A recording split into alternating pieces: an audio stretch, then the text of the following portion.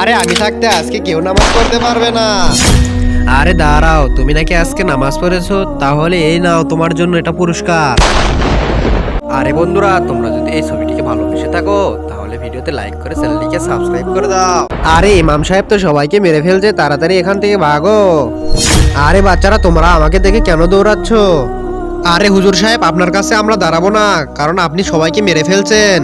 আরে আমি একজন ভালো মানুষ, আমি কেন সবাইকে মারতে যাব? আরে হুজুর সাহেব, আপনার যদি বিশ্বাস না হয় তাহলে আপনি যাই দেখে আসেন। আরে আজকে নাকি তুমিও নামাজ পড়েছো, আজকে তোমাকেও আমি মেরে ফেলবো।